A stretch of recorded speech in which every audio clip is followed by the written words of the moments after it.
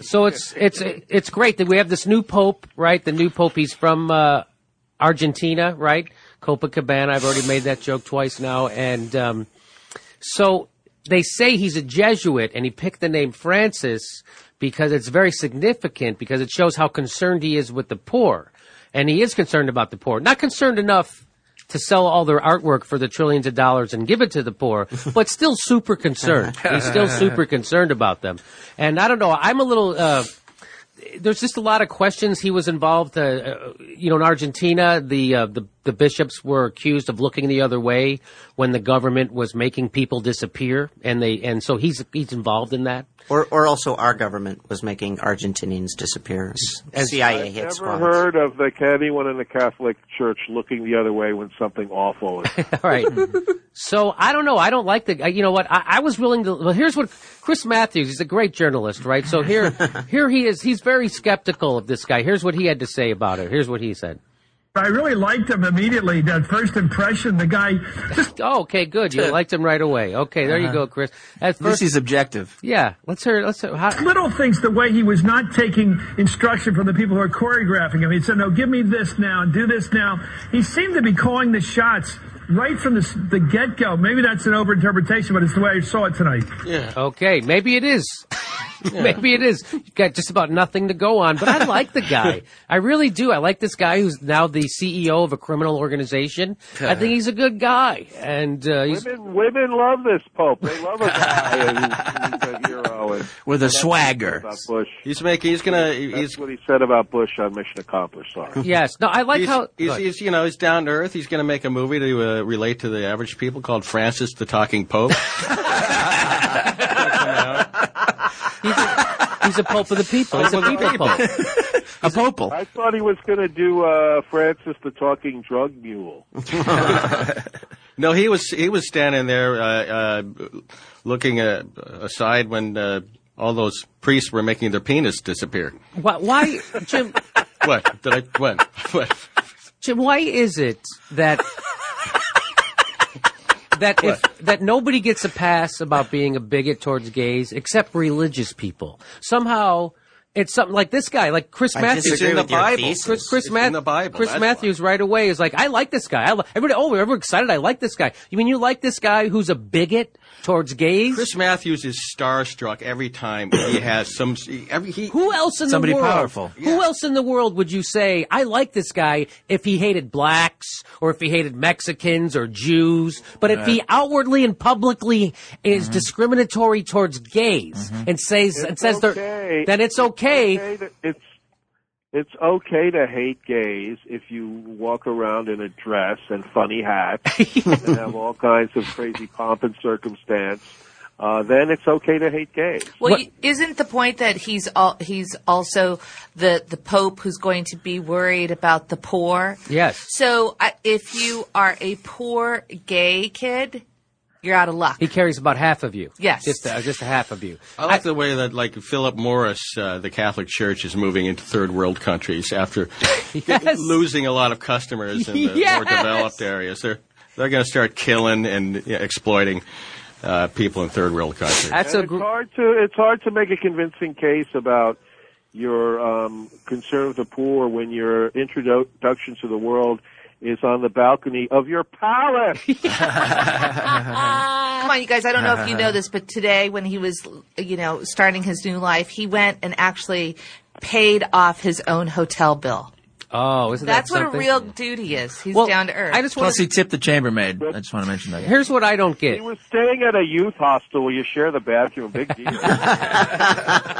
Here's what I don't. So what they do is they go, yeah, sure, he hates the gays. Like people like Chris Matthews, he won't hold his feet to the fire on this. He'll say he loves this Pope, even though the guy's a gay bigot, which you wouldn't say that about anybody else in any other realm of the life. But the guy who's supposed to be the most loving, the most Christ-like, the most forgiving is actually the opposite of that. And you're still going to embrace this guy who's he's a hypocrite, but a bigot. And you're okay with it. But what they do, Frank, is they give him this Rick Santorum defense. They go, no. He really believes it, which somehow makes ignorance and bigotry, it turns it into a virtue. If you really believe your ignorance, then somehow you're closer to God. And also, people like Chris Matthews will say, "Oh, I like this guy." You know, there's someone like the Pope can make all these hateful remarks towards homosexuals, like what he actually said, which is that gay adoption is child abuse, and he's made all these kinds of these crazy statements. And Chris Matthews, people like Chris Matthews will say, "Oh, but I like this guy." And then if Howard Dean screams at his campaign rally, they'll spend months talking about how crazy he is. Yeah. Right. Mm-hmm. Okay, we're done with the Pope. Oh no, here's I got one more. So I was watching the hardball. They had on who's the plagiarizer from Morning Joe? What's his name? Oh, Mike Barnacle. Mike Barnacle. Yeah. So here's Barnacle, and here's what he had to say about the Pope. Let's hear what he has to say about the Pope. I agree with George. I think, we don't want to misread or misinterpret or interpret too early his politics. But the fact is that he does stand for social justice. He is a Jesuit, and we have not, and he stands on behalf of victims of all sorts of things, victims of economic injustice, victims of social inequality, victims of racial inequality. How about victims of rape by a priest? How about, does he stand for them? Does he stand up? Let's see if he said. And even sexual inequality. He has, I think, addressed that in part, not, I think many American Catholics hoping for a more progressive view of Catholicism are going to be disappointed. Yeah, I mean, he's still backwards. They're still ignorant. They're still bigots, and we're still upset about it, but he's a man of God. He is very close to God. I mean, the first ceremony, big thing they did, they handed over to him Christ's 11 secret herbs and spices. I didn't know that. Very important thing. I mean, there's Mike Bond. I mean, these guys just bending over backwards, doing mental gymnastics to try to make this guy out to be something he isn't, which he's not a good guy. This guy is they want to revere him right off the bat, just because it's the Catholic Church. Oh, come on. Can it be great? Can it be nice for us? It's really disgusting, and I know I harp on I grew up Catholic, so that's why 12 years of Catholic school, so that's why I'm kind of against it. I understand though what they're talking about. I mean, the Catholic Church in a lot of cities has a lot of soup kitchens and does do a lot of work with the poor and can be a great force for good. To me, the most infuriating thing about the Catholic Church is that it could be a greater force for good if it would stay out of people's bodies. Hey, if they weren't tax free, because we're paying for that. Yeah. You know what? Isn't it a little convenient that they're so charitable? Isn't it a little convenient that don't they do something like 50% all charitable work comes from the Catholic Church in the United States or something like that? Isn't that just blood money? Haven't enough children been raped so we can keep donating money to the Catholic Church? I don't think it's a power hungry corporate. Their main charity is a charitable attitude towards pedophiles. Yeah. Well, isn't that the ultimate? Here's what I don't get, right? So, hey, if I wanted to be able to rape people with impunity, all I have to do is go donate my time at a soup kitchen and get and then people will be, hey, but he donates his time at a soup kitchen. Yeah, but he raped my sister. Come on. Magda Goebbels was a good Catholic. Yeah, there you go. There you go. And a Protestant.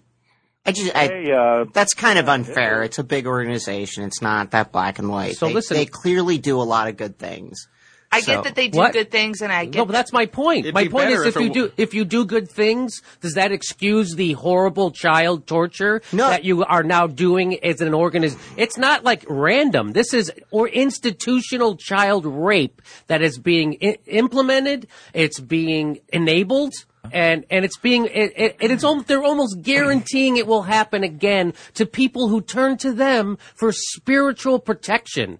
The people who should But you're acting like it's a single monolithic institution, and it is. It tries that. But the Pope actually knew. Hold on, Steph. Here's the thing. It is a monolith. What are you talking? That is not true. There are a lot of people for whom the church is a local parish. Who is their leader? Just hold on. Okay, that is not true. There are a lot of people for whom their local parish, their local priest is a good guy who has helped a lot of people, and that's really unfair to a lot of people who are trying to do good work. Not unfair at all. Now, I think the institution is horrific and has done some horrific things, but it is incredibly unfair to paint the entire My thing. chapter of the KKK does a lot of good charity work. You can't paint them all bad because the whole... Listen, there's been child abuse and covering up of child abuse in every single Catholic parish, but those are all isolated cases. You know what, Robert? They went just recently, the Cloyne Report, which we talked about on this show, the Cloyne Report, which is from one county in Ireland, Cloyne, the county of Cloyne. They found that 19 priests were pedophiles, and they didn't investigate any of them in one county. Yeah, but that was right now. That wasn't 40 years ago. That's right now. So you saying that is giving cover to people who should be screaming at the top of their lungs that the people. What, you name me one priest in one parish who's doing good works who stood up on a Sunday and said the bishop should resign. Look, I got a personally. Not one. Wait a minute, Jim. Not one priest has done that. Not one bishop has gone to jail, and they're all still members of that organization, which makes them part of it, Robert. You're part of a child rape organization, and there's no two ways around that. You're collaborating. I don't care how many people you help. So if you're a priest, you're saying you should resign. Yes. If you think that the institution, and I kind of agree with you, but you should... The institution. You should stop running your parish. You should stop working with your community. You should demand that the people responsible for child rape go to jail.